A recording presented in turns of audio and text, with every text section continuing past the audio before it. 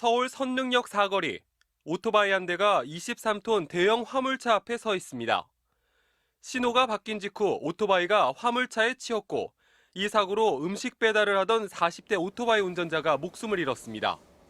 작년까지 의류회사에 다녔던 이 운전자는 코로나19 사태로 회사가 문을 닫으면서 올해 3월부터 배달 일을 시작했습니다. Listen to me now.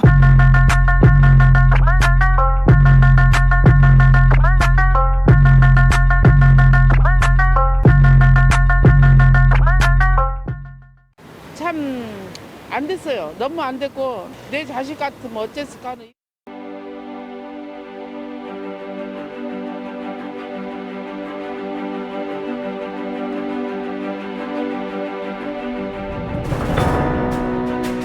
교육이 돼야 되는데 도로 위에서 균형 잡기, 운전 스킬 배우고 왔습니다. 우리나라 같은 경우는 이륜차에 대한 이해도가 너무 낮습니다. 그래서 다른 나라 같은 경우는 이륜차 전용 정지선이라는 게 있어요. 도로예요? 네네. 그래서 차간 주행이 합법. 외국의 이제 운전자들은 너는 비를 맞고 더우니까 혹은 추울 땐 추우니까 먼저 가. 그래서 이륜차들만 모여있는 정지선이 따로 있는 거죠. 그래서 선릉역도 사실은 이륜차 전용 정지선이 있었다고 하면 운전자들이 당연히 내 앞에 오토바이가 있다라 인식하면서 갔을 텐데 그런 제도 자체가 거의 전무하다 보니까 사고들이 나는 거고, 또 하나는 저희가 운전면허가 자동차 면허 따면 오토바이도 몰 수 있거든요. 그러니까 사실은 오토바이에 대해 전혀 모르는 사람들이 도로에 나오는 거죠. 이런 상황에서 방어 운전이라든지 자기 몸을 지키면서 운전하는 것이 거의 불가능한 체계인데, 중요한 건 이런 규제가 없을 때 누가 이득을 보냐, 무수히 많은 사람들을 라이더로 계약할 수 있는 플랫폼 기업들이 이득을 보는 거죠. 해외에는 자전거랑 자동차로 주로 배달하거든요. 왜냐하면 이륜차 면허를 따는 것 자체가 어렵기 때문에 노동자 공급이 어려워요. 그래서 그런 차이들이, 복합적인 요인들이 지금의 사건 사고들을 많이 남겨놓은. 안전교육을 받지 않게 되면 위반시 과태료가 있다는 걸 아셨나요? 현장에서 꼭 필요한 안전교육은 무엇일까요? 우리나라는 자동차 면허로 원동기로 탈 수 있습니다.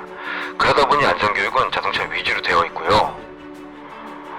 그나마도 형식적인 교육이 많습니다. 다른 나라는 어떨까요?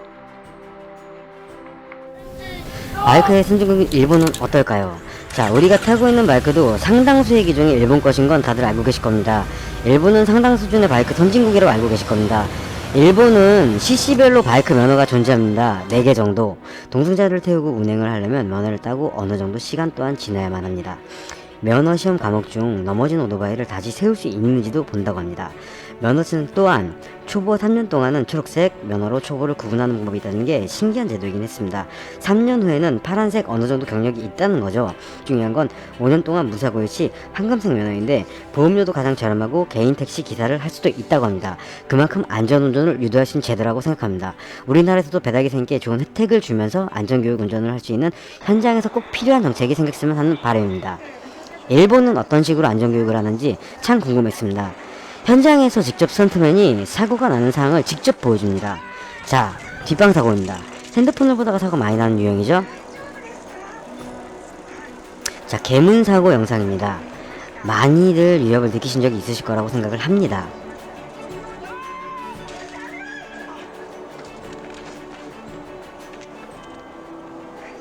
이번 사고가 트럭 사고인데 저 또한 영상을 만들면서 보다 보니 더욱더 조심해야 되겠다는 생각이 더욱더 들더라고요. 솔직히 무섭기까지 하더라고요.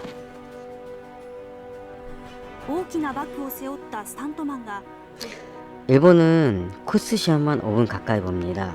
현장 위주로 보는 시험이라고 생각이 들더라고요. 언덕 코스, 내리막길, 정지, 방향지시 등 대략 5분 정도의 코스 시험을 봅니다. 자, 그럼 우리나라는 어떤 상황인지 한번 보시죠. 한국교통안전공단에 따르면요, 최근 5년 동안 발생한 오토바이 교통사고가 6만 6천여 건, 사망자가 무려 2,000명도 넘는다고 합니다. 이 경미한 접촉만으로도 치명적일 수 있는 오토바이 사고는 운전자는 물론이고요, 한 가정을 비극으로 몰아넣기도 합니다.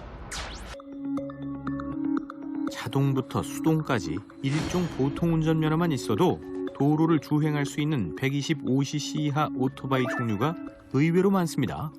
이 이륜차는 사실은 자동차 타는 분들이 운전을 하시는 것들에 비해서 5배 또는 10배 이상의 아주 그냥 제어할 수 있는 능력이 필요한 요소인데 그걸 안 하는 것이 사실 문제라는 것이고요. 오토바이는 한 번도 안 타봤다는 운전 경력 7년 차의 20대 남성. 수동 오토바이의 조작법을 배우고 주행에 나서보는데요. 출발할 때 치고 나가는 가속력이 차 못지 않기 때문에 다루기가 쉽지 않습니다. 무엇보다 무게중심을 잘 잡아야 하기 때문에 숙달이 꼭 필요한데요. 더군다나 배달용으로 많이 쓰는 오토바이는 비교적 타기 쉽지만 속도가 빨라질수록 시야가 좁아지기 때문에 안전교육이 꼭 필요합니다. 승용차를 운전을 늘 잘했던 운전자가 봤을 때 정보 획득하는 것과 이 바이크를 조작하면서 볼 때의 정보는 완전히 다른 세상인 거죠. 배달 운송업계에 있는 이런 다양한 업체들에서는 좀 더 많은 교육을 하고 이 기능에 대해서 또 지속적으로 주기적으로 교육을 받는 것들이 꼭 필요한 요소라고 볼 수가 있죠. 우리나라의 배달 문화 수준은 세계 최고라 해도 과언이 아닙니다. 하지만 과연 배달 라이더들의 안전도 세계 최고라고 할 수 있을까요? 눈앞의 이익이 안전보다 우선이 되어서는 안 되겠습니다. 안전교육은 꼭 필요한 건 확실합니다. 하지만 현장 중심의 안전교육은 정말 간절하게 필요합니다. 그냥 교육 말고 단계별 교육이 더욱더 필요한 시점이라고 봅니다. 제가 배달 일을 하면서 제일 위험하다고 생각하고 더욱더 사고 위험을 조금 더 줄일 수 있는 안전교육 하나를 해드리겠습니다. 이번 터닝 사고도 시야 확보가 안 된 상황에서 난 사고라 더욱 피해가 큰 건 다들 아실 겁니다. 우리 라이더들이 항상 일을 하다 보면 시야 확보가 안 되는 상황이 너무나도 많습니다. 이런 상황들이죠.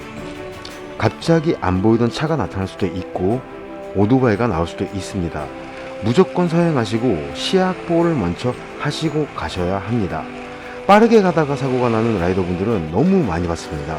공감들 하실 겁니다. 이런 상황들만 잘 파악해도 큰 도움이 되실 거라고 생각을 합니다. 항상 안전운전하시고 오늘 하루도 화이팅입니다. 이건 너무한 거 아니냐고.